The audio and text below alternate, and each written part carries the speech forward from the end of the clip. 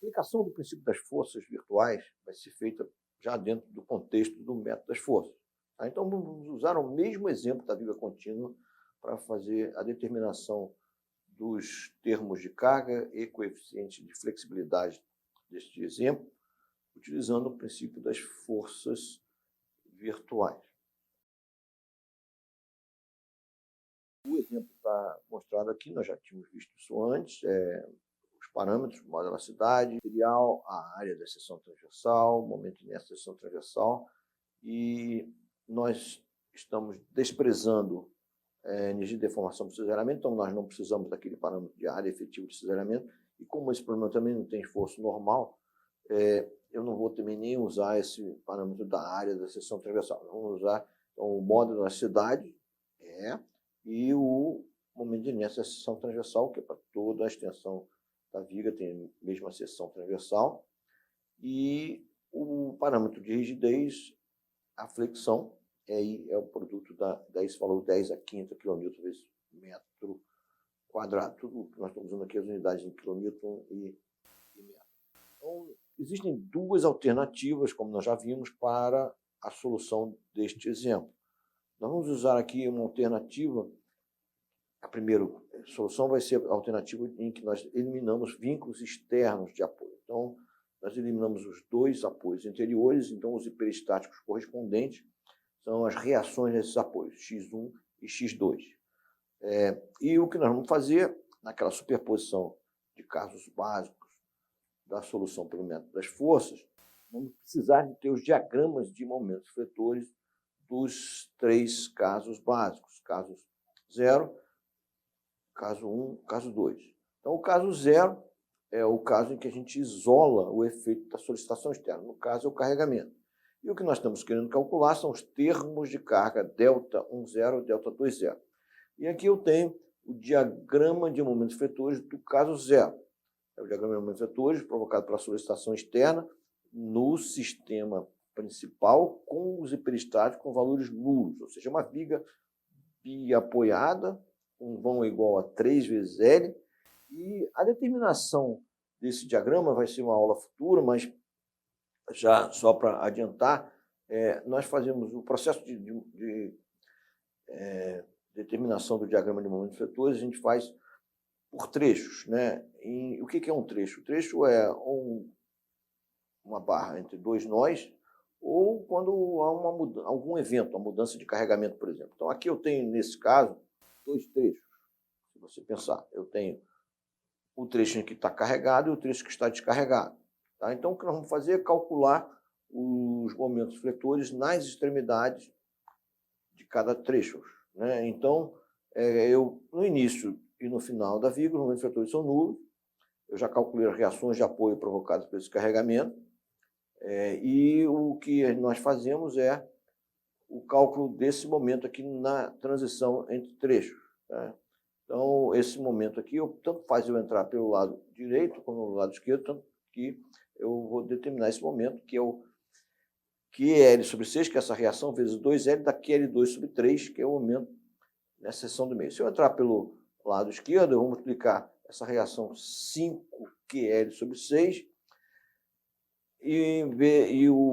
mais a resultante aqui, mais a resultante desse carregamento distribuído, que é Q vezes L, mas tem um ponto de aplicação que é bem no meio do vômito, mais Q vezes L sobre 2, no caso vai ser menos, 5QL sobre 6 vezes L, menos QL vezes L sobre 2, e vai dar exatamente isso. Você calcula as reações de apoio corretamente, tanto faz você vir para um lado ou para o outro. Nós já vamos ver isso depois em seguida, mas o fato é que eu calculei o momento nesse trecho, e depois eu vou obter o diagrama.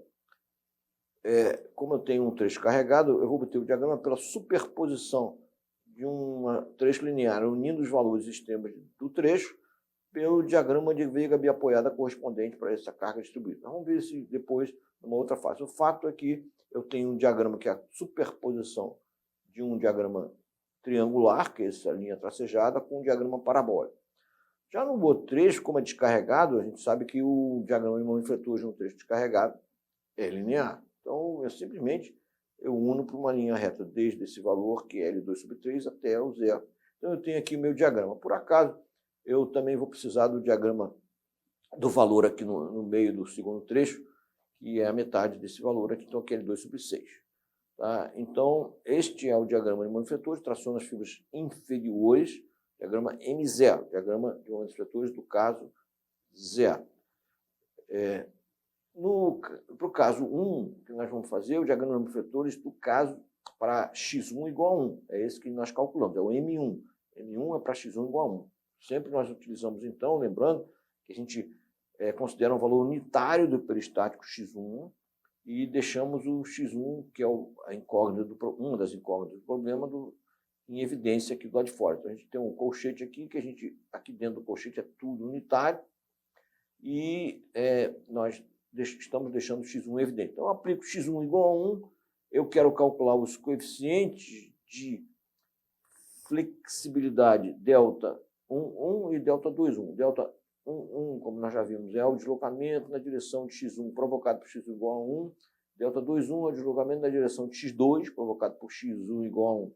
E o diagrama de vetores do caso 1 é o diagrama triangular simples aqui que eu tenho. Eu tenho uma força a 1/3 do início do vão, uma força x igual a 1, aqui a reação de apoio é 2/3 e 1/3. E o momento fletor é simplesmente 2/3 vezes L, ou 1/3 vezes 2L, tá? 2L/3, e em cada trecho varia linearmente. Aqui no meio do segundo trecho, que a gente tem o valor é metade daqui do pico do momento, que é L/3. Então, o diagrama de momentos fletores do caso 1 é esse que está indicado.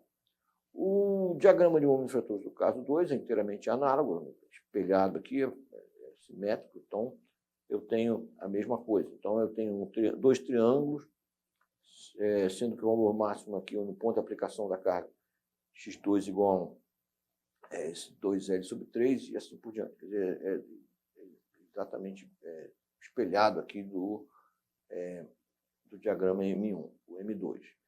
E nós vamos usar, então, esses 3 diagramas para calcular os termos de carga e os coeficientes de flexibilidade. Só relembrando aqui o que nós vamos fazer no meio das forças. Nós vamos superpor esses casos e restabelecer as condições de compatibilidade do problema. Nós eliminamos vínculos externos de apoio, então nós vamos restabelecer a condição de que os apoios impõem, que são deslocamentos verticais nulos nos pontos dos apoios. Isso dá, então, 2 equações de compatibilidade, nós já vimos isso, que a primeira condição é que impõe que o deslocamento vertical no ponto do primeiro apoio eliminado seja igual a 0. Isso dá uma equação de compatibilidade em função dos 2 estáticos, que são as incógnitas. E a mesma coisa para o segundo apoio, eu vou restabelecer a condição de que o deslocamento vertical no ponto do segundo apoio é 0. E com isso eu monto um sistema de equações de compatibilidade que eu escrevo aqui matricialmente dessa maneira, né? Mas são as 2 equações. Eu tenho aqui um vetor dos termos de carga, que é o delta 1,0 e delta 2,0.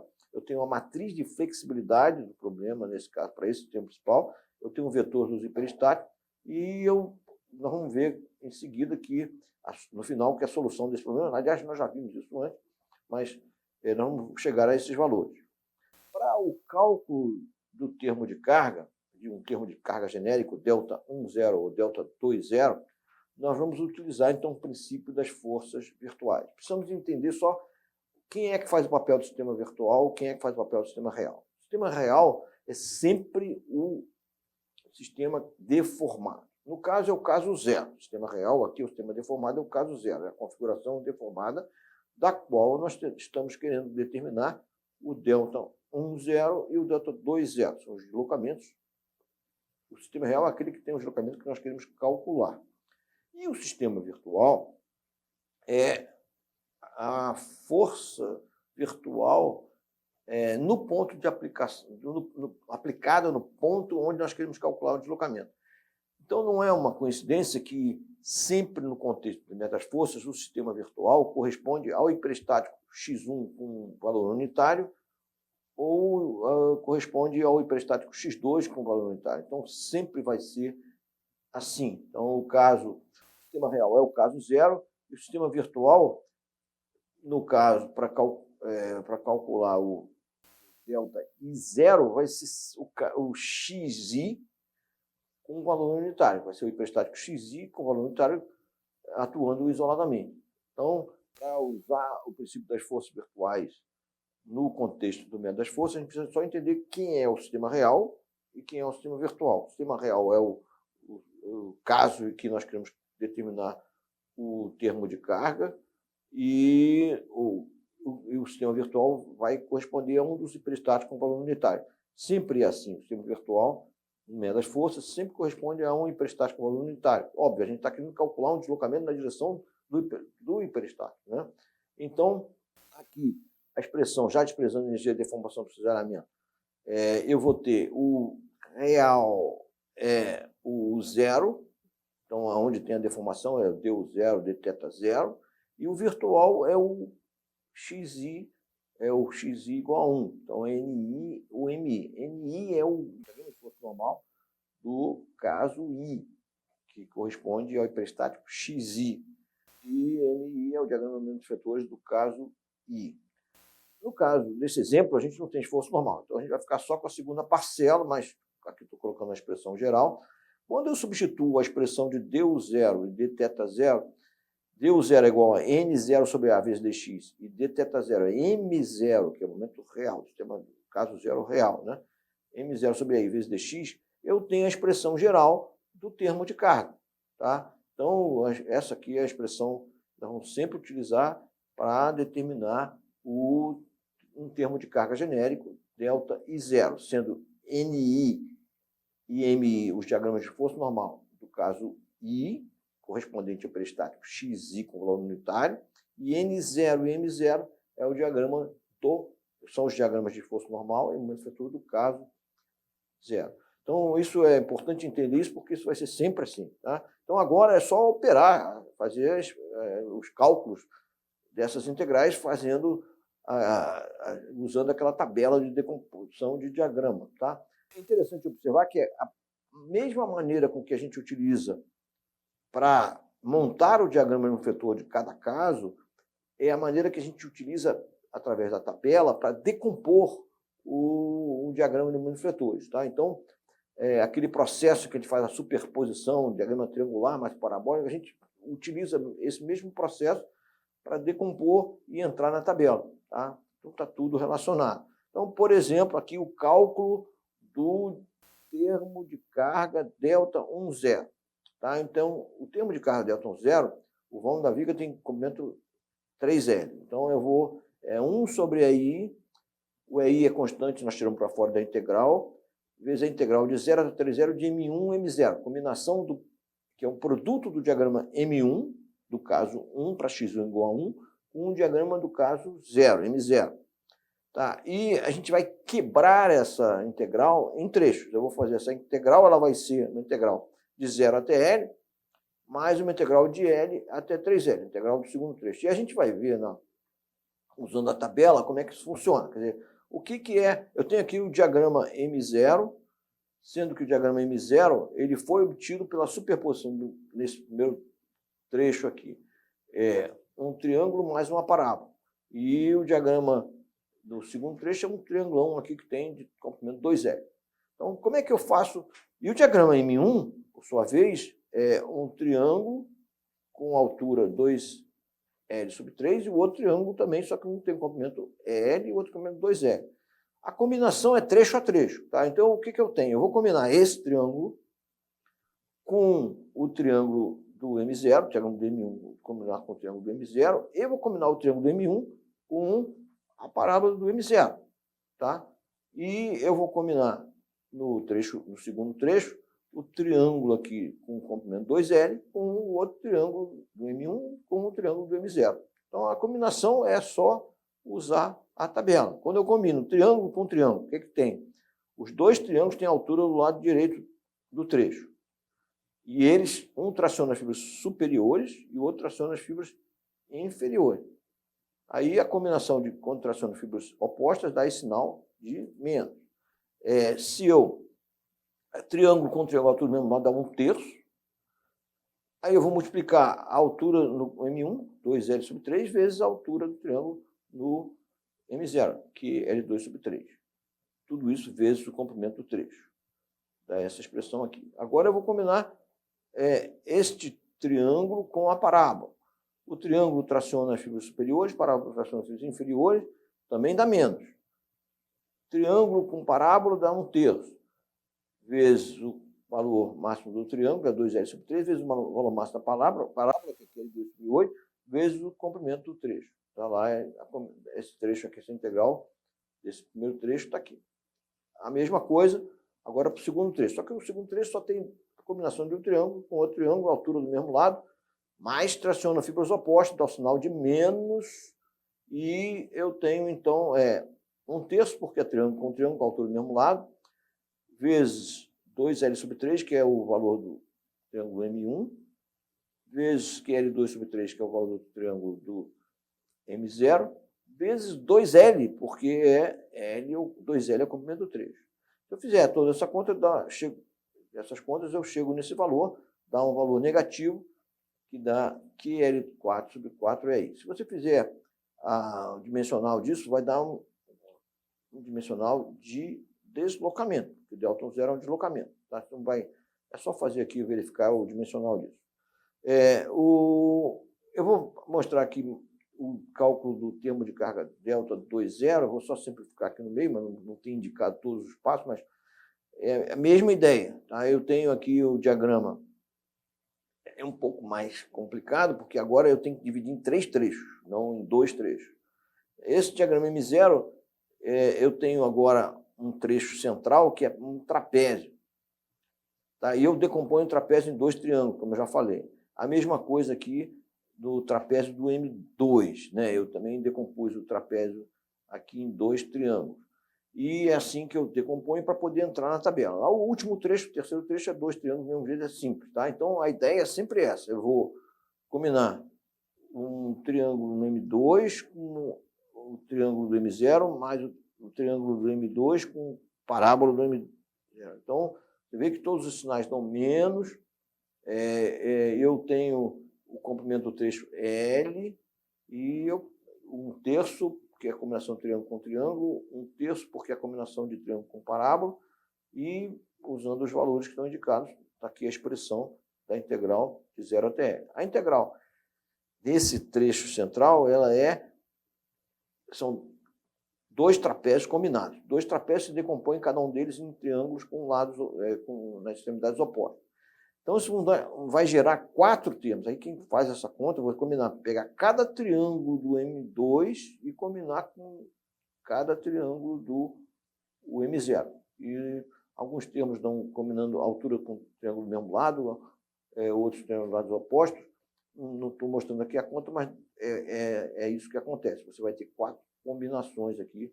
E o sinal é sempre um sinal também negativo, porque o M2 traciona as fibras superiores e o M0 traciona as fibras inferiores. E no último trecho eu tenho o diagrama, a combinação do diagrama M2 com M0, mas de 2L até 3L, ou seja, com comprimento L aqui. E aí dá a mesma coisa que a gente já viu, 1/3, porque é triângulo com triângulo, a altura do mesmo lado, vezes o valor aqui do M1, vezes o valor do M2, aqui do M0 e L comprimento.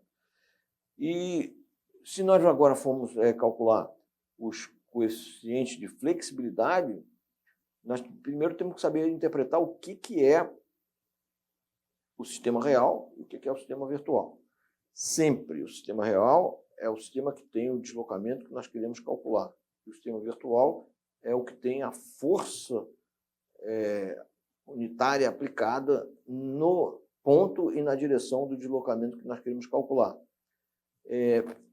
Com essa lógica, a gente vê que o sistema virtual continua sendo sempre o hiperestático valor unitário, e como nós estamos no caso 1 ou caso 2, no caso I do hiperestático, o sistema real também é provocado por um outro com o hiperestático valor unitário. Generalizando isso, quer dizer, para determinar o coeficiente de flexibilidade delta IJ, pelo princípio das forças virtuais, o sistema de deformação real é o caso J, quem provocou, o sistema de deformação com XJ igual a 1, E o sistema de forças virtuais utilizado corresponde sempre à força na direção que nós queremos calcular, então é o caso I com x igual a 1.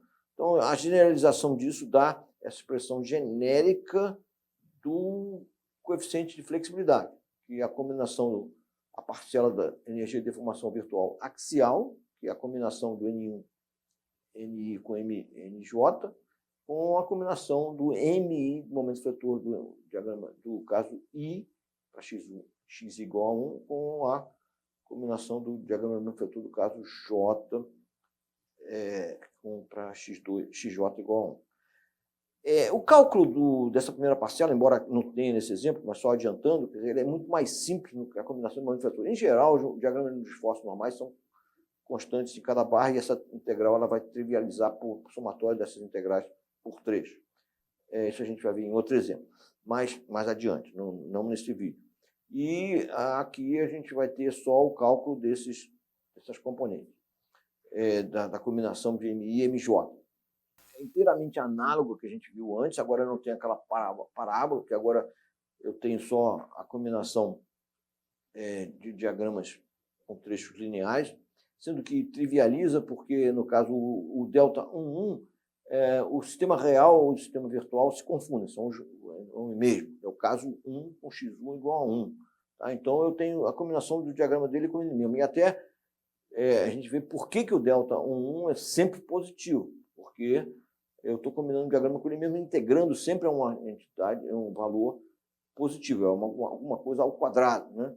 E essa integral é só fazer aqui a combinação do triângulo com triângulo, ele mesmo dá 1/3 mais, né, que no caso do mesmo tração do mesmo fibra do mesmo lado, 1/3 vezes 2L sobre 3, vezes 2L sobre 3, vezes L, que é o combinando dos três. E aí eu posso fazer essa integral do segundo trecho, do triangulão todo, não preciso fazer aquele trapézio aqui, porque eu estou combinando um triangulão com esse triangulão, e dá a integral de L até 3L de N1, dá a combinação, dá 1/3, porque é 1/3, é triângulo com triângulo com altura do mesmo lado, vezes 2L sobre 3, vezes 2L sobre 3, vezes 2L, aqui é o comprimento do trecho. Aqui, tá? Isso dá, então, esse valor 4L ao cubo sobre 9L. E para calcular os coeficientes de flexibilidade, delta 1,2 e delta 2,1, sistema real, uma hora, para calcular o delta 1,2, quem provocou é o x2 igual a 1, então o caso 2 é o sistema real. E o sistema virtual é o x1 igual a 1. E o contrário também se dá. Para calcular o delta 2,1, o sistema real, quem provocou foi o x1 igual a 1. E o virtual é o x2 igual a 1. Mas não faz diferença porque a ordem dos fatores não altera o produto.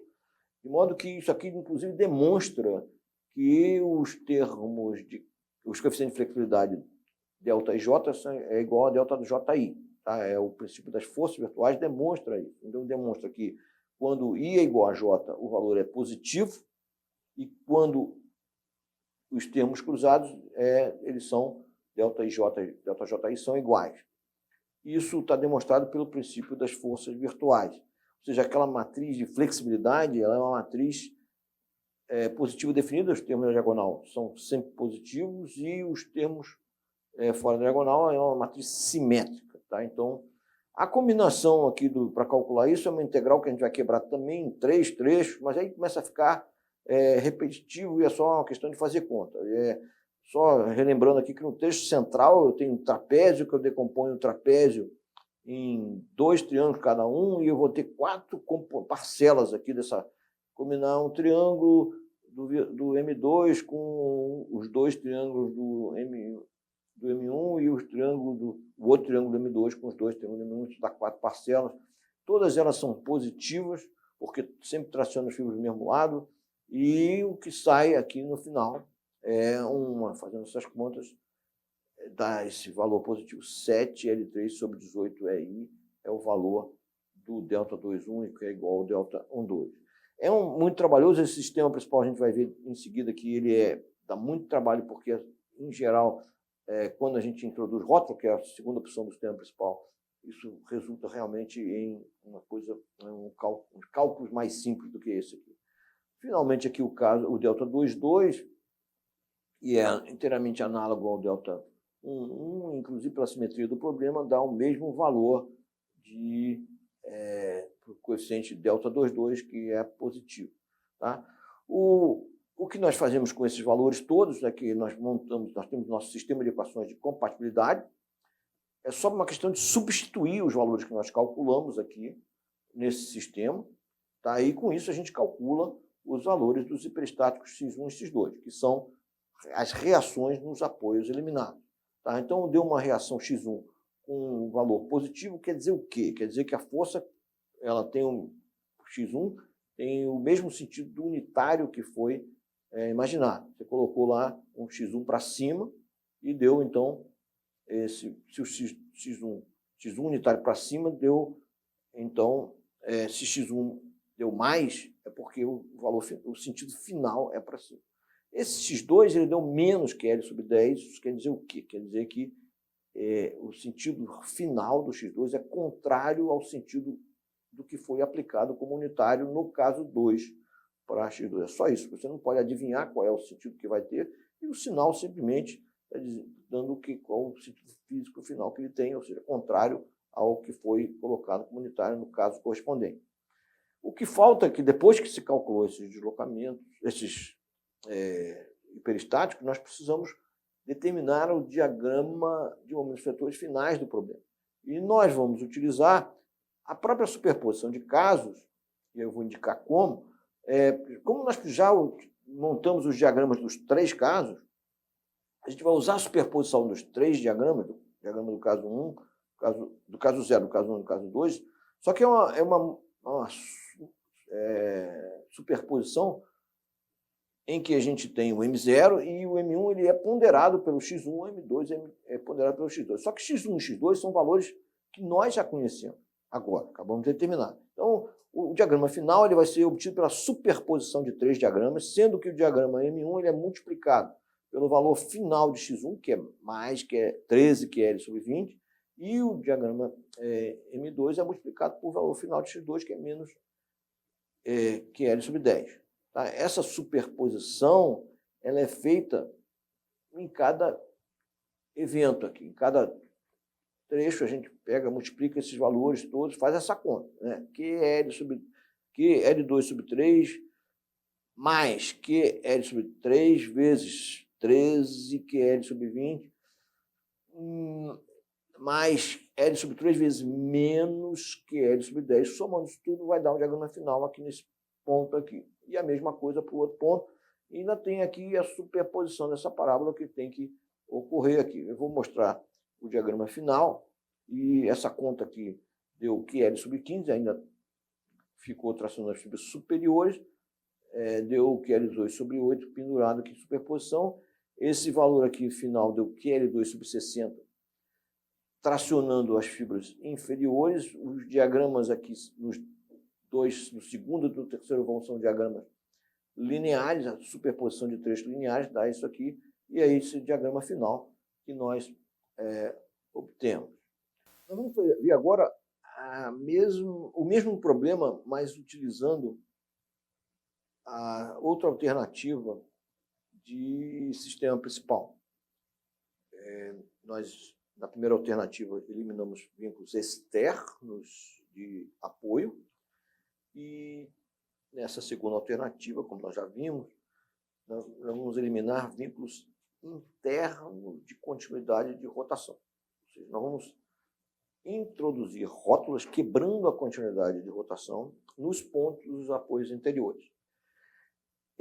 Quando a gente introduz rótulas, os hiperestáticos correspondentes são os momentos vetores, ou seja, esforços internos, nas seções onde as rótulas foram introduzidas. O que nós vamos ver é que, embora esse sistema principal não seja, talvez, o mais assim, que a gente iria pensar a priori, mas isso é assim, muito conhecido, quer dizer, esse tipo de problema, principalmente na viga contínua, este sistema principal resulta numa solução muito mais simples, como nós vamos ver agora, do que a primeira opção em que a gente eliminou o apoio. Isso aqui é só para realmente mostrar que, em geral, a introdução de rótulas resulta em solução mais simples. Não é uma regra geral, às vezes eliminar o apoio faz a menor diferença de introduzir rótulo ou não, depende muito do caso. Mas, assim, pelo menos no caso da viga contínua, é patente que essa solução, introduzindo rótulos para criar o sistema principal, é uma solução muito mais simples de ser operada, ou seja, as contas muito mais simples. Então, aqui nós temos os hiperestáticos X1 e X2. Isso ficou como se fossem 3 vigotas, né, biapoiadas isoladas, porque as rótulas isolaram isso. E nós vamos fazer a receita de bolo. A receita de bolo qual é? Uma vez que você chegou no hiperestático, você vai, nos hiperestáticos, no sistema principal, você vai ter uma superposição de casos básicos, sendo que o caso 0 é o caso em que se isola a solicitação externa no sistema principal, com o hiperestático com os valores nulos, e os demais casos, cada um deles isola o efeito de um hiperestático. Como nós temos 2 hiperestáticos, são 3 casos básicos da superposição. Caso 0, caso 1 e caso 2. No caso 0, nós temos então x1 e x2 igual a 0, ou seja, as rótulas estão lá. Eu tenho aplicado a solicitação externa, que é essa carga distribuída só no primeiro vão. O meu diagrama de momentos fletores do caso 0 aqui é trivial, é simplesmente uma parábola do QL2 sobre 8, o valor no meio QL2 sobre 8. E até a gente está vendo que os 2 vãos aqui são descarregados, o segundo e o terceiro vão são descarregados, e como o delta 1, 1, 0 e delta 2, 0 são as rotações relativas, nós já vimos isso, né? Rotação relativa entre seções adjacentes a cada uma das rótulas, estou vendo que o delta 2, 0 é 0. Ele não tem rotação relativa, porque o segundo e o terceiro vão não tem carregamento. Já o delta 1, 0 é essa rotação relativa que está indicada aqui. Isso é simples, o caso 0 é só isso. Muito mais simples do que o caso 0 lá no primeiro alternativo de sistema principal que nós resolvemos, eliminando apoios, que nós já acabamos de resolver. O caso 1 é o caso em que a gente aplica o hiperestático X1 com os valores unitários aqui dentro do colchete, deixando em evidência a incógnita X1. E aqui está indicado, então, até o que são a interpretação física dos coeficientes de flexibilidade de delta 1,1 e delta 2,1. Delta 1 é a rotação relativa entre seções adjacentes à rótula associada a X1, provocada por X1 igual a 1. E o delta 2,1 é a rotação relativa na rótula associada a X2, provocada por X1 igual a 1. Ocorre que o diagrama de momentos vetores do caso 1 é muito simples, né? São 2 triângulos. Como é que a gente chegou nisso? A gente faz o momento vetor na rótula aqui, onde tem o X1 igual a 0, eu encontro essa reação de apoio. Faça só a esquerda da rótula tem um momento no sentido horário de 1, e eu tenho que contrabalançar isso para fazer um momento vetor na rótula igual a 0 com uma reação para baixo, provocando um momento em relação ao ponto da rótula no sentido anti-horário, e o valor da reação é 1 sobre L, porque vai multiplicar o braço da alavanca de L para dar 1, para contrabalançar o momento de 1, multiplicar. Do lado direito da rótula, a mesma coisa. Já essa última reação aqui é nula, porque não tem o momento fletor na segunda rótula igual a 0, no caso 1. Ela tem que ser nula, e é como se eu tivesse esses 2 problemas, e é a mesma coisa. Essa reação aqui é 1 sobre L para baixo, para contrabalançar o momento no sentido anti-horário, que está à direita dessa rota. A reação central aqui ela pode ser obtida só para o somatório das forças verticais, só para compor aqui, né? O diagrama em si, em cada barra, ele é um diagrama em que varia linearmente e é sempre tracionando as fibras superiores. A própria concavidade a gente vê que traciona as fibras superiores, concavidade para baixo, mas se você pegar, você vai fazer, como nós vamos ver também, já de uma maneira mais direta depois, que essa reação ela vai provocar um momento que sempre traciona as fibras superiores. Tá? Ela vai provocar um momento que é 1 vezes L vezes X, sendo X a distância da seção até o apoio, e esse X varia desde 0 até L, ou seja, quando chegar na última seção, imediatamente antes de chegar nesse hiperestático aplicado, o valor do momento é 1 vezes L dá 1, tá? Tracionando as fibras superiores. Pelo outro lado, a mesma coisa. Tá? Então, aqui tem já uma coisa para a gente meio que decorar aqui. Quando você tem esse par de momentos aplicado aqui na rótula, usando essa convenção de traçado, de momento fletor, em que a gente desenha do lado da fibra tracionada de momentos fletores, os dois, na rótula é zero, mas tem imediatamente adjacente à rótula, você tem um salto que é provocado pelos dois momentos aplicados aqui, um de cada lado da rótula, e esse salto sempre se dá, decora, na direção da setinha dos momentos. Tá? Então, esse salto para cima aqui. Então, isso vai ser usado diversas vezes para calcular determinados momentos. Ou seja, começa a ficar uma coisa mais expedita de determinar o diagrama de momento. Você vê que a gente precisa de determinar o diagrama de momento, porque aquelas expressões todas dos termos de carga, coeficiente de flexibilidade, dependem do diagrama de momento, mas o traçado, então, do diagrama de momento é uma coisa super importante. É importante que a gente faça com uma certa rapidez. Aí tem mais só esse macete, que quando você tem esse par de momentos adjacente à rota, os dois momentos dão um salto adjacente à rota na direção da setinha e com o valor do momento aplicado, que é um. O momento na extremidade inicial aqui é zero, mas na extremidade da outra rota é zero, e aí você tem dois triângulos direto, porque o diagrama é linear aqui no momento. E nós vamos ver isso também no outro diagrama. No momento x2 é a mesma coisa, você tem esse salto para lá, é inteiramente análogo, né? Isso aqui. Aqui está indicado o delta 2, que é a rotação relativa entre as seções adjacentes à primeira rótula, ou seja, a rótula associada a x1, provocada por x2 igual a 1, que é o caso 2, e delta 2 é a rotação relativa entre as seções adjacentes à rota associada a x2, provocada por x2 igual a 1.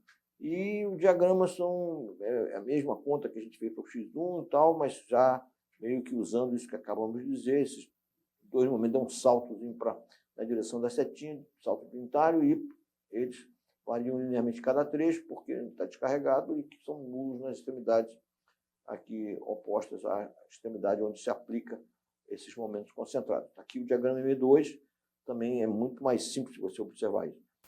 Se nós formos agora, então, montar, para continuar o problema, o que a gente quer é restabelecer as condições de compatibilidade que foram violadas. A interpretação física das condições de compatibilidade é diferente para essa segunda alternativa do sistema principal. O que nós fazemos aqui é que nós vamos compatibilizar a continuidade de rotação, ou seja, nós vamos zerar a rotação relativa em cada uma das rótulas introduzidas. Então, rotação relativa nula entre seções transversais adjacentes à primeira rótula, da primeira condição de compatibilidade que vamos impor.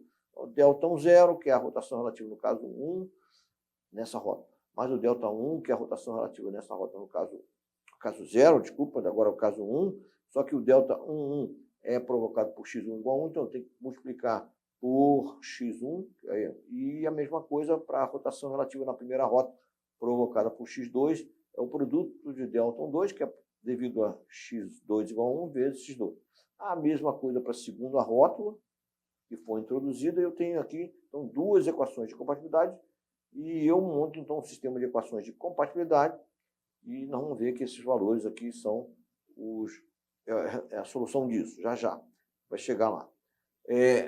O cálculo dos termos de carga, já mostrando a expressão dos termos de carga, coeficiente de flexibilidade, já mostrando a expressão sem a componente de energia de deformação axial, que nesse caso nós não temos forças normais, os forças normais são nulos, eu tenho expressões então para os termos de carga, delta I0, sendo I igual a 1 ou 2, é sempre o produto delta I0 é igual a MI, M0 sobre I, integral disso ao longo da estrutura, sendo que MI é M1 ou M2 provocado por X1 igual a 1 ou X2 igual a 1. Já para o coeficiente de flexibilidade, delta IJ, a expressão genérica é essa aqui. Então, isso a gente deduziu. E, de novo, esse coeficiente de flexibilidade, quando I é igual a J, estamos integrando ao quadrado, que ou seja positivo, então o delta delta é sempre, I igual a J é sempre maior do que zero, e ao mesmo tempo, como a ordem dos fatores aqui não altera o produto, o delta IJ é igual a delta JI. Tá? Então, só que agora isso vai ser muito mais simples, porque os diagramas nessa alternativa do sistema principal são muito mais simples do que na primeira alternativa. Então, só ver as contas, aqui eu tenho é a combinação de uma parábola com um triângulo, é o que dá aqui no delta 1, 0. O delta 2, 0 sai naturalmente igual a 0. Então, o que eu estou combinando aqui para calcular o delta? Eu vou combinar esse diagrama M0, que é uma parábola aqui no primeiro vão, com esse diagrama triangular aqui. O restante do M0 é 0, então isso aqui nem vai ser usado, só vai ser usado esse triângulo. Então, o triângulo desse caso com o triângulo com a parábola. Nós vamos ver aqui no delta 2, 0, é uma combinação sempre de diagramas, esse diagrama M2 com o diagrama M0, e o M0 é 0 no segundo e terceiro vão, e o M2 é 0 no primeiro vão, então não dá, por isso sai naturalmente que o delta 2, 0 é igual a 0, como nós já tínhamos visto já. Para obter também o cálculo dos outros termos, aqui, delta 2, 0 é igual a 0. Obtendo o cálculo do delta 1 é combinar um triângulo com ele mesmo. São dois triângulos, tanto no caso 1 quanto no caso 2. Então, o delta 1 é um triângulo com altura de 1, comprimento L, são dois triângulos, a mesma coisa para os dois. E aqui o termo fora da diagonal, o delta 2, 1, delta 1, 2, é a combinação de dois triângulos. Só que são dois triângulos, eu vou combinar o M... No primeiro vão aqui é diferente de 0, mas no M2 aqui é 0 no primeiro vão. Esse aqui é 0 no terceiro vão, mas no M2 não é, mas então só vai resultar aqui o vão central aqui. E o vão central que eu tenho, o M1 eu tenho um triângulo com altura do lado esquerdo, e o M2 eu tenho um triângulo com altura do lado direito.